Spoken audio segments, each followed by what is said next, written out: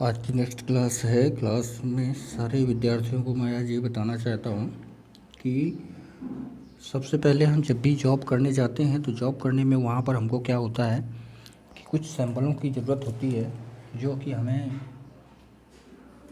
पता होनी चाहिए कि कौन सा सैंपल किस तरीके। जैसे कि हम जब बाइक ड्राइव करते हैं या कोई गाड़ी ड्राइव करते हैं तो हमको ट्रैफिक के सारे रूल पता होते हैं और हमको लेफ़्ट कब लेना है, टर्न राइट कब लेना है। जब हम हाईवे पे चलते हैं तो वहाँ पर सारे सिंबल बने होते हैं।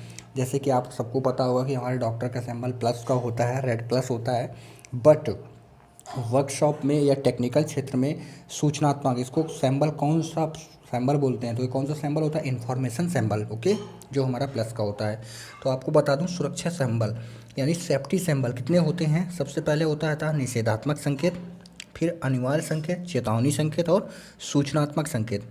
ठीक है ना। तो आपके देखिए जो अनिवार्य संकेत होते हैं, तो जो अनिवार्य संकेत होते हैं हमारे, तो अनिवार्य संकेत कौन कौन से होते हैं, जैसे कि हार्न ना बजाना, ठीक है ना, और पैदल, जैसे पैदल नहीं चलना, इस तरीके से, समझ गए ना। तो पहला आज आपको बताते हैं हम चेतावनी सिंबल। देखिए सबसे पहले चेतावनी सिंबल में आपको बता दूं, चेतावनी सिंबल में जो ये सिंबल होता है, इस सिंबल में क्या होता है कि इस सिंबल में आपको ये संकेत त्रिभुजाकार में पीली पृष्ठभूमि, याद रखना। चेतावनी सिंबल जो होता है, वार्निंग सिंबल, यह सिंबल त्रिभुजाकार में पीली पृष्ठभूमि पर काले चित्र बनाकर प्रदर्शित किए जाते हैं। यानी कि जो पृष्ठभूमि होगी वो पीली होगी। अभी मैं आपको सब दिखाऊंगा।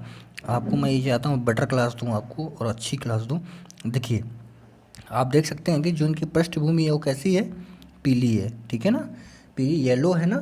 तो पीली पृष्ठभूमि में, जैसा कि हमने आपको डेफिनेशन बताया कि जो वार्निंग सिंबल होते हैं वो ये त्रिभुजाकार के पीली पृष्ठभूमि में, पृष्ठभूमि के बैकग्राउंड पर, जो भाई पृष्ठभूमि है पीछे का जो बैकग्राउंड वो पीला है, पृष्ठभूमि पर काले बैकग्राउंड पर चित्र बनाकर प्रदर्शित किए जाते हैं। इन चित्रों के माध्यम से चेतावनी दी जाती है। समझ गए। जैसा कि ये आपका जो ये वाला डायग्राम है, ठीक है, तो ये तो आपका पूरा काला रहेगा, लेकिन जो अंदर का जो है, अंदर का जो मटेरियल है यानी जो बैकग्राउंड है वो कैसा है, पीला है। समझ गए ना। तो ये मैं आपको देखिए बता दूं, काफ़ी डिजिटल तरीके से मुझे बनाना पड़ता है ये सब, ताकि आप लोगों को कोई कमी ना रहे क्लास लेने में। और देखिए सारी पृष्ठभूमि आपको मैं बताता हूँ कैसे बनाएंगे और ये कैसा सिंबल होता है। देखिए इससे रिलेटेड आपके जब आप कोर्स कंप्लीट कर लेंगे तो इंटरव्यू में बहुत पूछा जाता है, और ये लाइफ टाइम आपके जब तक इससे रिलेटेड आप ITI से रिलेटेड जॉब करते रहेंगे तो आपको ये सारे सिंबल आपको हर समय आपको प्रयोग में आएंगे। ठीक है, इंटरव्यू में बहुत सारे क्वेश्चन पूछे जाते हैं इससे रिलेटेड। देखिए ये हो गया। तो इसमें अब हम देखिए फायर, अगर हम यहाँ पर इस तरीके से, किस तरीके से, ऐसे, अगर इसमें हम आग को जैसे प्रदर्शित करना हो, है ना, तो रिस्क ऑफ फायर, यहाँ का मतलब आग खतरा है। समझ गए ना। तो रिस्क ऑफ फायर को हमें प्रदर्शित करना हो तो यहाँ पर हम इस तरीके से, और ये आग जलने वाला सिंबल बना देंगे। ठीक है ना।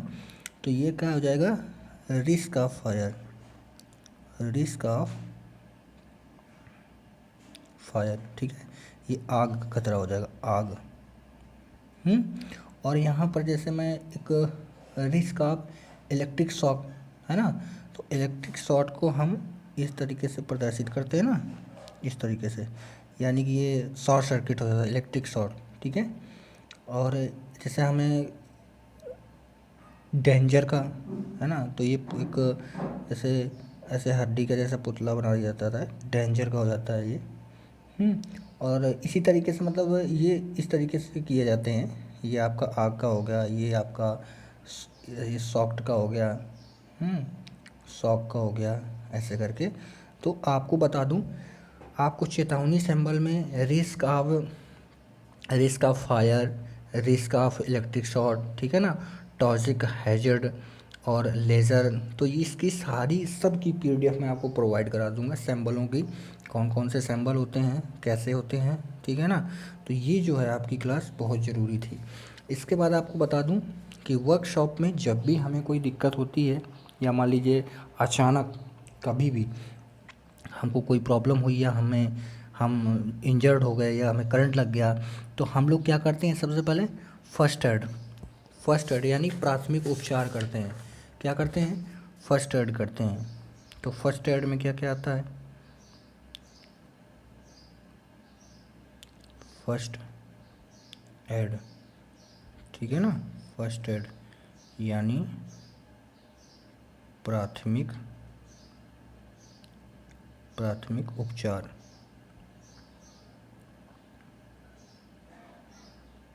प्राथमिक उपचार, ठीक है ना।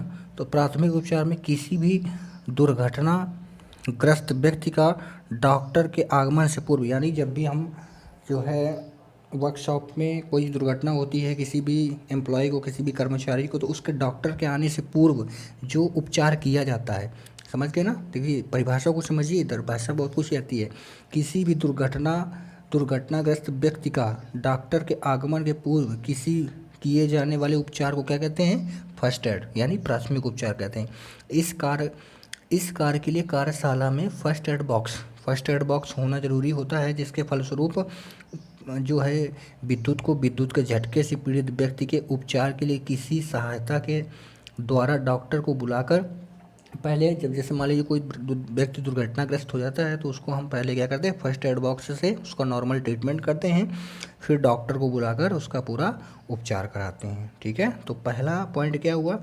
पीड़ित के चारों ओर भीड़ हटा दें जिससे कि उसे स्वच्छ वायु मिल सके, ठीक है। इसके बाद सेकंड पॉइंट, पीड़ित के मुंह पर नकली दांत, समझ गए ना, पान तंबाकू आदि निकाल दें जिससे कि उसे सांस लेने में कठिनाई ना हो।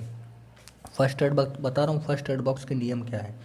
इसके बाद पीड़ित के छालों अथवा जले अंगों को स्वच्छ कपड़े से अथवा कागज़ से ढक दें जिससे कि उस पर मक्खी मच्छर आदि बैठने से पीड़ित न बैठें, जिससे कि पीड़ित के में बीमारी ना फैले, ठीक है।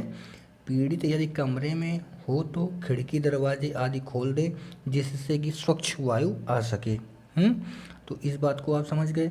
इसके बाद लास्ट पॉइंट क्या है? पीड़ित को यदि श्वास लेने में कठिनाई हो तो उससे कठिनाई प्रति तो कृत्रिम श्वास प्रारंभ कर। देखिए हम लोग कभी कभी जब क्या होता है कि अधिक किसी व्यक्ति को ज़्यादा ठंड हो जाती है, उसके हाथ पैर मसलते हैं, है ना, और तो इसी तरह की कृत्रिम श्वास जो होती है वो मुंह में सांस देने वाली। मान लीजिए उस टाइम उसको सांस की ज़रूरत है और उस टाइम आपके पास कृत्रिम यंत्र नहीं है या ऑक्सीजन वगैरह नहीं है और व्यक्ति को उस टाइम बहुत ज़्यादा ज़रूरत है, तो आप लोग कृत्रिम श्वास यानी मुंह सेफर्ड, देखिए कृत्रिम श्वास देती है, ठीक है ना, आर्टिफिशियल रिस्पिरेशन, ठीक है।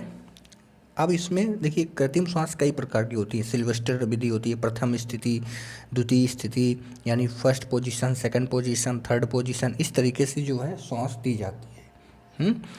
तो ये आपकी ये वाली क्लास थी, ठीक है ना, आपकी फर्स्ट एड वाली। अब आपको इसी क्लास से रिलेटेड मैं आपको अगला पॉइंट बताता हूँ। देखिए आज इसी टॉपिक से रिलेटेड मैं आपको बताता हूँ, इसी में वायर गेज, ठीक है। ये भी आपका बहुत ही ज़्यादा इम्पॉर्टेंट और बहुत ही ज़्यादा महत्वपूर्ण टूल है, wire gauge, okay. Wire gauge क्या है? देखिए वायर गेज आपको बता दूँ, इसका फिगर भी आपको मैं बता दूँ कैसे बनता है इसका फिगर। देखिए कुछ इस तरीके से इसका फिगर बनता है ऐसे, और आपको बता दूं कि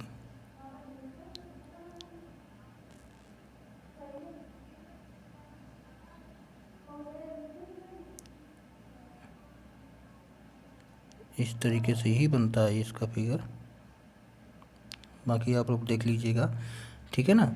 तो या मैं इस तरीके से इसको बोल दूं, इसमें थोड़ा सा डायग्राम ऐसे करके, और ये ऐसे ऐसे बनता है ऊपर से, ये वायर गेज का फिगर होता है, ये वायर गेज है। वायर गेज, देखिए वायर गेज का प्रयोग क्या होता है। वायर गेज हमारा होता है यह स्टील से बना हुआ एक वृत्ताकार, किसका बना होता है? स्टील का। देखिए सबसे बड़ा पॉइंट होता है किस मेटल का बना होता है? स्टील का, इसका ये बना होता है आपका स्टील का। ये स्टील का बना, यह स्टील से बनी एक वृत्ताकार चपटी आकार का होता है। इसकी परिधि SWG नाम से खांचे कटे होते हैं। इसका प्रयोग आर्मेचर बाइंडिंग में प्रयोग किए जाने वाले तांबे के तारों का व्यास नापने के लिए किया था। इसका प्रयोग किस किया था? वायर की मोटाई, यानी तांबे के तारों की मोटाई या व्यास नापने के लिए इसका प्रयोग किया जाता है। ठीक है ना, समझ गए ना। और ये किसका बना होता है? स्टील का। समझ गए इस बात को। आजकल और इसकी जो माप होती है वो किस में होती है? mm में होती है। इसकी माप क्या होती है? माप जो होती है वो किस में होती है? mm में। ठीक है, तो ये आपका आज का टॉपिक था, और जो कि आज यहाँ पर ये क्लास स्टॉप होती है।